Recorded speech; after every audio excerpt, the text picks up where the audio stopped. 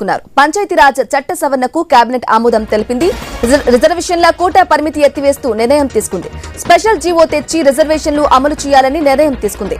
ఈ మేరకు అసెంబ్లీలో బిల్లు పెట్టాలని కేబినెట్ నిర్ణయించింది.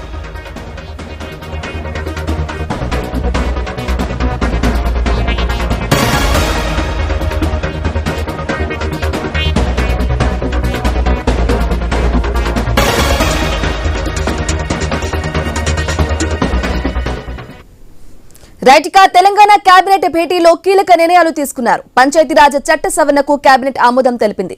రిజర్వేషన్ల కోటా పరిమితి ఎత్తివేస్తూ నిర్ణయం తీసుకుంది. స్పెషల్ జీవో తెచ్చి రిజర్వేషన్లు అమలు చేయాలని నిర్ణయం తీసుకుంది. ఇక ఈ మేరకు అసెంబ్లీలో బిల్లు పెట్టాలని కేబినెట్ నిర్ణయించింది. ఇదే విషయానికి సంబంధించి లేటెస్ట్ అప్డేట్స్ అందించడానికి మా ప్రతినిధి స్వామి అందిస్తారు. స్వామి, చెప్పండి, తెలంగాణ కేబినెట్ కీలక నిర్ణయాలు తీసుకున్నట్లుగా తెలుస్తుంది. పలు బిల్లులను కూడా ఆమోదించినట్లుగా తెలుస్తుంది. అప్డేట్స్ ఏంటి? బ్రాహ్మణి తెలంగాణ కేబినెట్ సమావేశం కొద్దిసేపటి క్రితం ముగిసింది. ఇంకా మంత్రులంతా కూడా బయటకు రావాల్సి ఉంది. ఒకవైపు ముఖ్యమంత్రితో వాళ్ళు కొన్ని కీలక విషయాలు కూడా చర్చిస్తున్నట్టుగా కూడా సమాచారం అందుతుంది.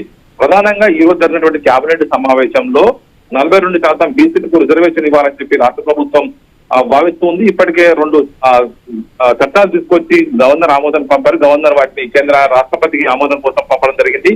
దీంతో కామారెడ్డి డిక్లరేషన్ ప్రకారం బీసీలకు 42% రిజర్వేషన్ ఇవ్వాలంటే న్యాయపరంగా ఉన్న అడ్డంకులేంది, ఒకవైపు ఎలాంటి ఇబ్బందులు ఎదురవుతాయనే విషయం పైన కూడా కేబినెట్ లో చర్చించినట్టు తెలుస్తుంది. ఒకవైపు కర్ణాటక హైకోర్టు గతంలో ఒకవైపు స్థానిక సంస్థల ఎన్నికల్లో కనుక రిజర్వేషన్ల కోటాను పెంచుకోవాలనుకుంటే జనాభా లెక్కలు శాస్త్రీయబద్ధంగా చేసి ఉండాలి, ట్రిబుల్ టెస్ట్ పాస్ అయి ఉండాలి, ఎడ్యుకేషన్ కమిషన్ వేసి ఉంటే కనుక 50% కోటాను మీరి కూడా రిజర్వేషన్లు అమలు చేసుకోవచ్చు అనే ఒక జడ్జిమెంట్ కర్ణాటక హైకోర్టు ఇచ్చినట్టుగా కూడా ఒకవైపు రాష్ట్ర ప్రభుత్వ పెద్దలు దీన్ని చర్చించడం తెలుస్తుంది. ఈ న్యాయపరమైన వివాదాలు లేకుండా ఈసారి లోకల్ బాడీ ఎలక్షన్స్ లో బీసీలకు 42% రిజర్వేషన్ అమలు చేయాలంటే ఉన్నటువంటి పరిమితులు ఏంటి, వాటిని న్యాయ వివాదాలు చిక్కుకోకుండా వాటిని ఏ విధంగా అమలు చేయాలనేది కూడా ఇప్పుడు కీలకంగా చర్చించినట్టుగా తెలుస్తుంది. అందుకోసమే కర్ణాటక మోడల్ ని తీసుకొని దీన్ని అమలు చేస్తే ఎలా ఉంటుందనేది కూడా చర్చించినట్టుగా తెలుస్తుంది. ప్రస్తుతానికైతే 50% కోటా సీలింగ్ ఎత్తివేస్తూ వైపు చట్టం చేయాలని చెప్పేసి ప్రభుత్వం భావిస్తుంది. అందుకోసమే ఈ సమావేశాల్లోనే ఒక బిల్లు పెట్టాలని చెప్పేసి కూడా ఆలోచిస్తున్నారు. 42% రిజర్వేషన్ కనుక పెట్టాలనుకుంటే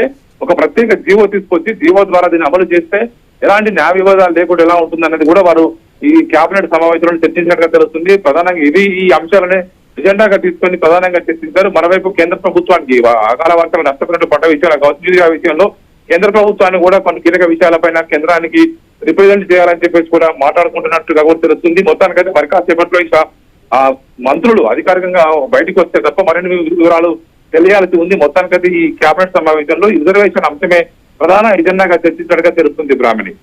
right Swami, thank you for the updates.